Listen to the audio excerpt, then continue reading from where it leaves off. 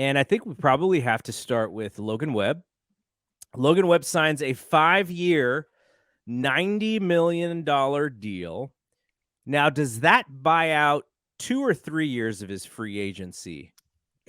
I believe that is 3 years of his free agency because it doesn't start this year. The extension kicks in next season. Okay. So So he is giving up the possibility of, making more money than his per year, but they are giving him more money over the next 2 seasons, which would probably be in the double-digit range, but not quite the 19 or 18 or whatever that number, 19 million or whatever that number is for him.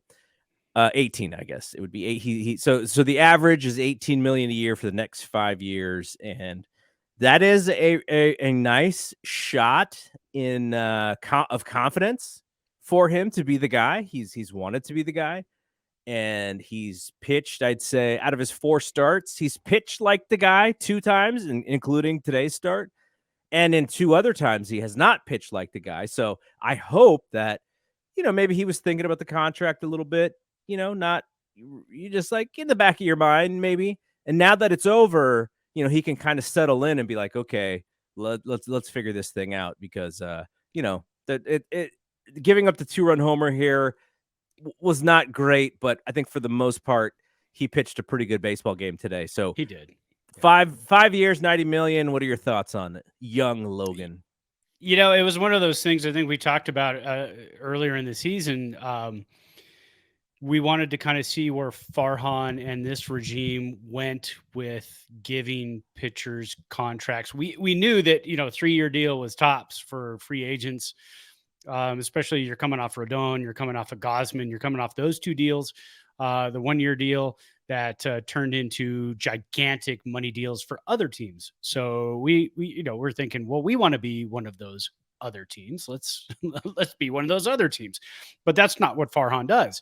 So our whole thing going into the season was, well, if he doesn't give the deal to Webb, then we're in for a long ride possibly. And then you're probably in for a revolt, and then there's a good chance he's going to get fired because of that decision. I think it was one of those things he kind of had to do, but as Giants fans, this is what we want. This is the Webb is our guy. I mean, we haven't had our guy on the mound since Bumgarner. Truly, I mean, Yeah. it's been a long time. So to have Webby on the mound now through the 2028 season, we're talking we've got him for the next 5-6 years. I think this was fantastic. It had to get done. I'm glad it got done. I'm extremely excited that it got done.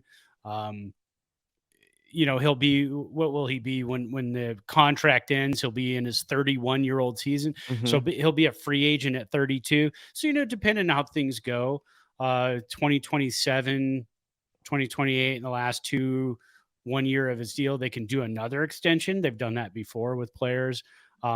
Is it going to be Farhan making the deal? I don't know at this point. It's so far away. It's hard to say. You kind of hope that Farhan sticks around for a while because if he does, then things are going really well. But we shall see. But no, this is great. I mean, the city loves him. The fans love him. He is a fantastic pitcher.